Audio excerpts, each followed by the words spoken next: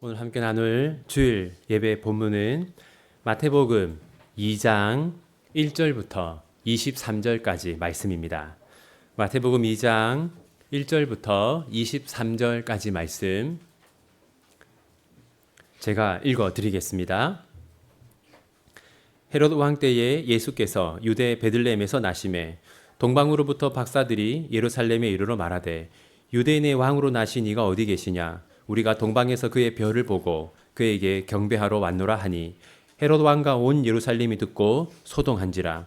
왕이 모든 대제사장과 백성의 서기관들을 모아 그리스도가 어디서 나기느냐 물으니 이르되 유대 베들레헴이오니 이는 선지자로 이렇게 기록된 바 또 유대 땅 베들레헴아 너는 유대 고을 중에서 가장 작지 아니하도다. 내게서 한 다스리는 자가 나와서 내 백성 이스라엘의 목자가 되리라 하였음이니이다. 이에 헤롯이 가만히 박사들을 불러 별이 나타난 때를 자세히 묻고 베들레헴으로 보내며 이르되 가서 아기에 대하여 자세히 알아보고 찾거든 내게 고하여 나도 가서 그에게 경배하게 하라. 박사들이 왕의 말을 듣고 갈릴새 동방에서 보던 그 별이 문득 앞서 인도하여 가다가 아기 있는 곳 위에 머물러 서 있는지라. 그들이 별을 보고 매우 크게 기뻐하더라. 집에 들어가 아기와 그의 어머니 마리아가 함께 있는 것을 보고 엎드려 아기께 경배하고 보배압을 열어 황금과 유향과 몰약을 예물로 드리니라. 그들은 꿈에 헤롯에게로 돌아가지 말라 지시하심을 받아 다른 길로 고국에 돌아가니라. 그들이 떠난 후에 주의 사자가 요셉에게 현몽하여 이르되 헤롯이 아기를 찾아 죽이려 하니 일어나 아기와 그의 어머니를 데리고 애굽으로 피하여 내가 내게 이르기까지 거기 있으라 하시니 요셉이 일어나서 밤에 아기와 그의 어머니를 데리고 애굽으로 떠나가 헤롯이 죽기까지 거기 있었으니 이는 주께서 선지자를 통하여 말씀하신 바 애굽으로부터 내 아들을 불렀다 함을 이루려 하심이라.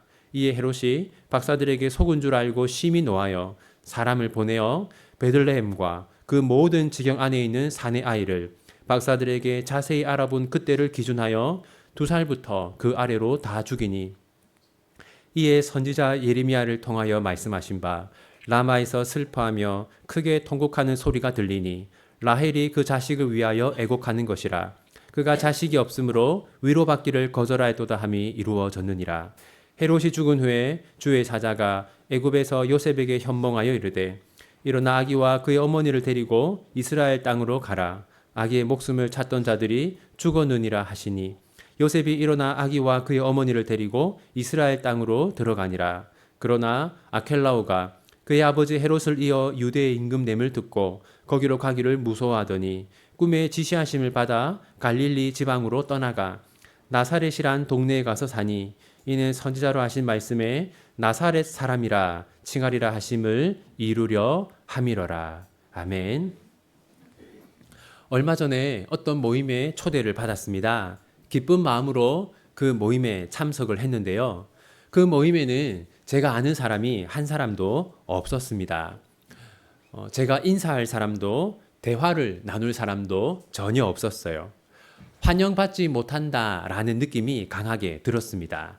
저는 곧 그 장소를 나왔습니다. 여러분, 예수님이 이 땅에 오셨을 때는 어땠을까요? 이 세상이 예수님을 환영했을까요? 전혀 그렇지 않았습니다. 사람들은 예수님을 환영하기는커녕 죽이려고 했습니다. 그리고 그 선봉에 선 사람이 바로 헤롯입니다. 오늘 본문 1절 우리 함께 읽겠습니다. 헤롯 왕 때에 예수께서 유대 베들레헴에서 나심에 동방으로부터 박사들이 예루살렘에 이르러 말하되. 성경에는 여러 헤롯이 등장합니다. 예수님이 태어날 때도 헤롯이 등장하고 또 예수님이 죽으실 때도 빌라도와 함께 헤롯이 등장하죠. 오늘 본문에 나오는 헤롯은 예수님을 십자가에 못 박는 일에 앞장선 그 헤롯은 아닙니다. 오늘 본문에 등장하는 헤롯은 헤롯 대왕이라고 불리는 헤롯입니다. 이 헤롯은 원래는 에돔 사람이었습니다. 에돔 사람이었는데 유대교로 개종을 해서 유대인이 된 거예요. 당연히 헤롯은 다윗의 후손이 아니겠죠. 이스라엘의 왕은 대대로 다윗의 후손만 이스라엘의 왕이 될 수 있었습니다. 그래서 헤롯에게는 정통성이 없었어요.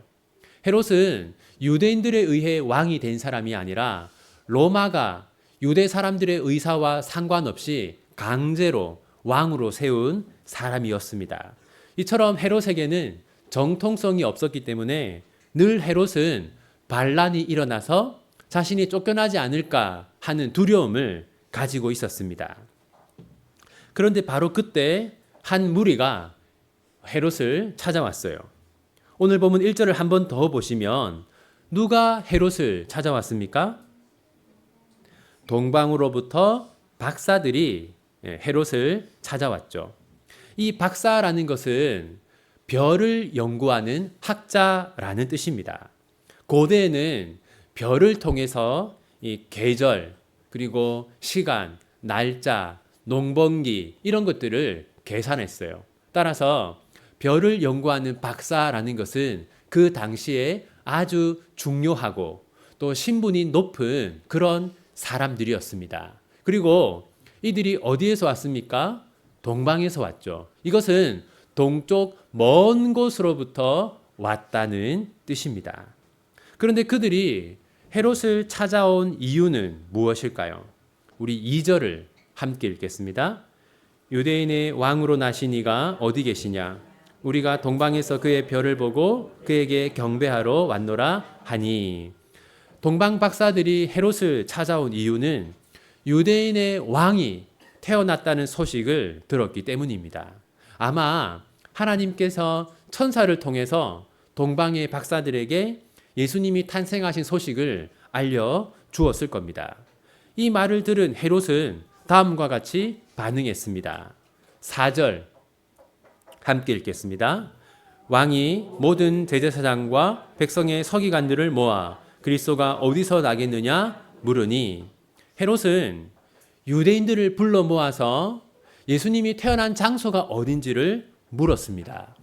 왜 헤롯은 예수님이 태어난 장소를 알려고 했을까요? 예수님을 죽이기 위해서였죠. 그렇지 않아도 헤롯에게는 정통성이 없는데 유대인의 왕이 태어났다는 말을 들었으니 얼마나 헤롯이 두려웠겠습니까? 따라서 여러분, 유대인들은 헤롯에게 예수님이 태어난 장소를 알려주어야 할까요? 알려주지 말아야 할까요?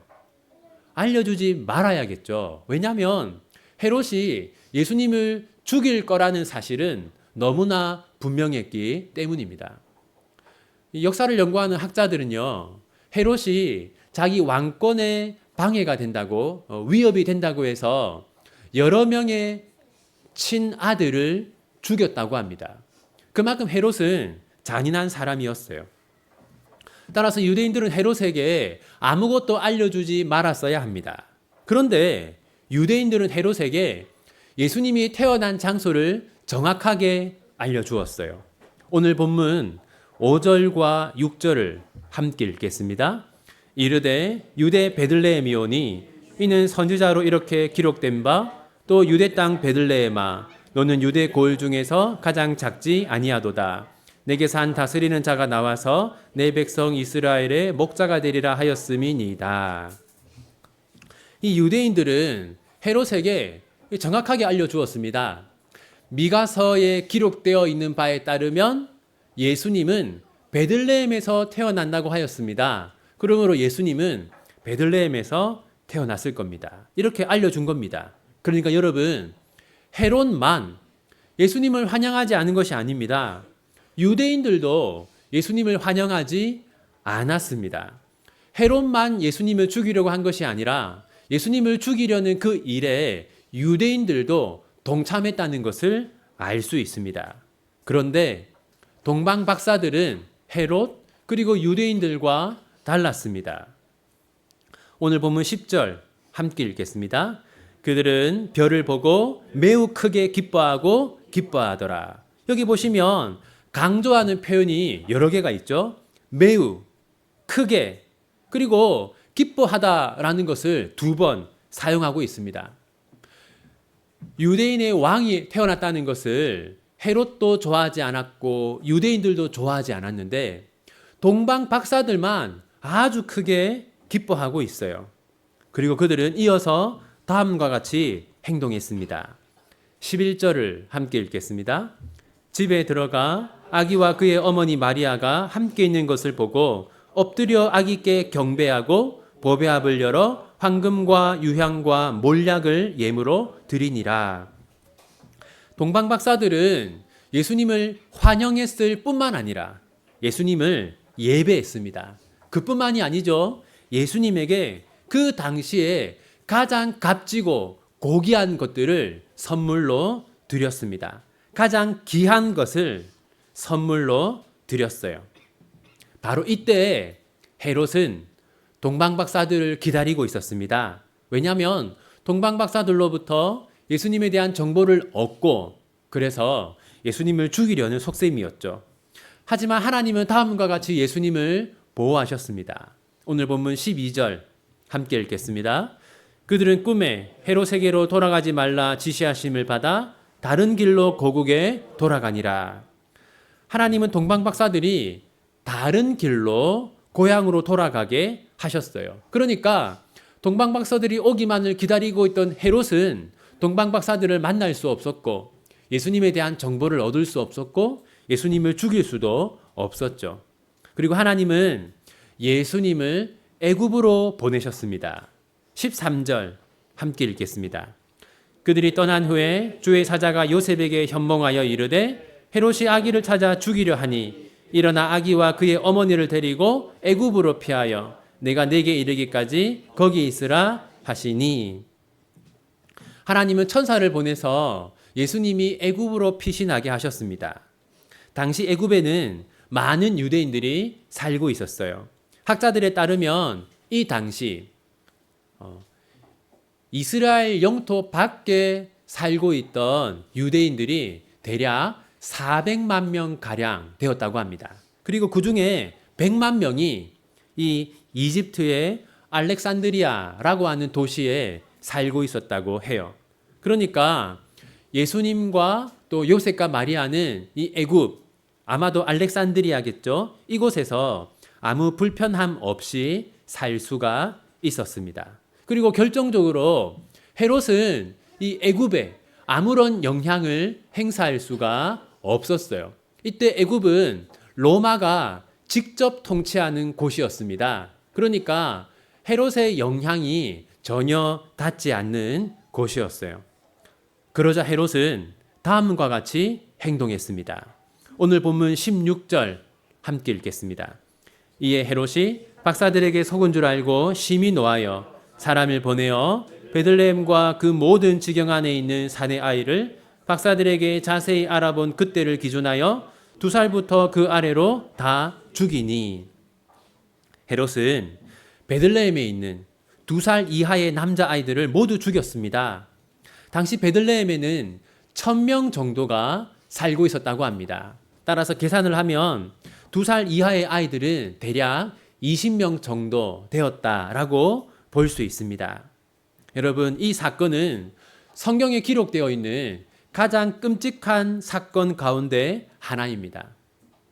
그런데 성경은 왜 이런 일이 일어났는가 하는 데 대해서 침묵하고 있습니다.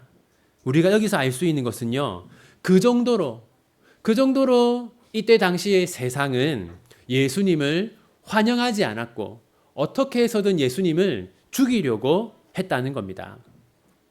이제 오늘 본문의 내용을 한번 정리해 보겠습니다.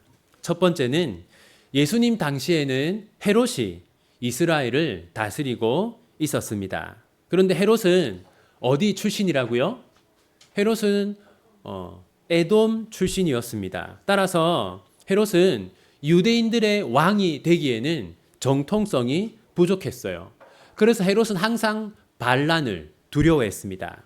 두 번째, 헤롯은 예수님을 죽이려고 했습니다. 동방박사들은 유대인의 왕이 태어났다는 소식을 헤롯에게 알려주었어요. 정통성이 없는 헤롯에게는 아주 끔찍한 소식이었습니다.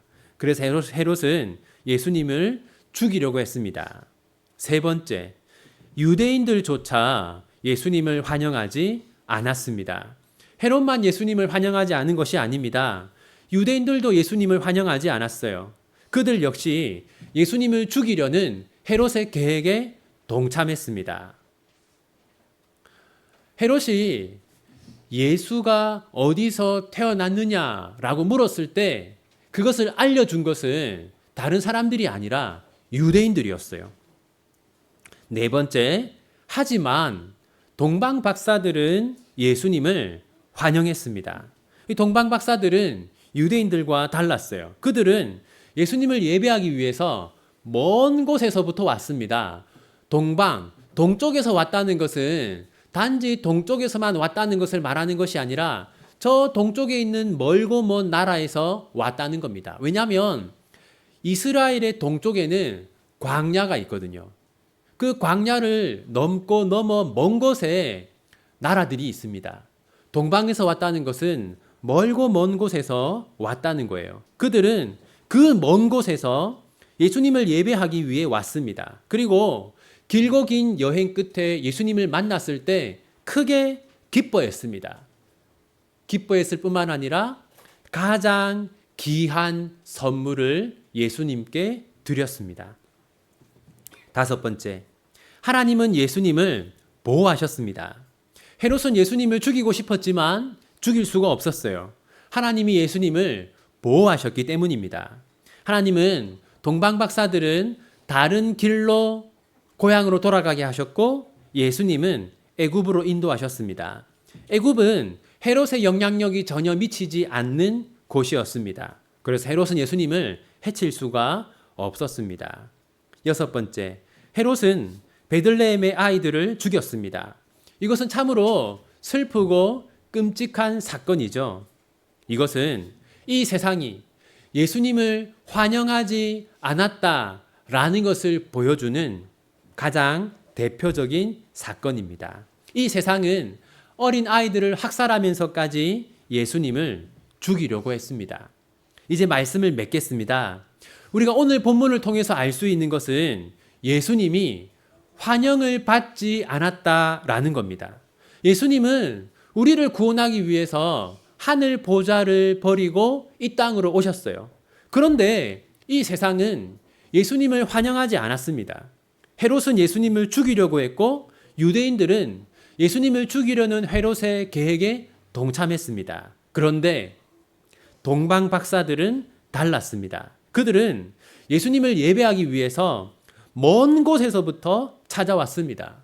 예수님을 만났을 때는 크게 기뻐했습니다. 그리고 예수님께 가장 귀한 것을 선물로 드렸습니다. 여러분, 마태가 동방 박사들을 소개하는 이유는 무엇일까요?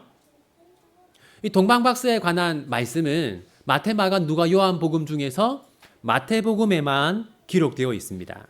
마태가 동방 박사들을 소개하는 이유는 무엇일까요? 그것은 유대인들이 해야 하는 행동을 유대인들이 하지 않고 이방인들이, 동방 박사들이 하고 있음을 강조하는 겁니다.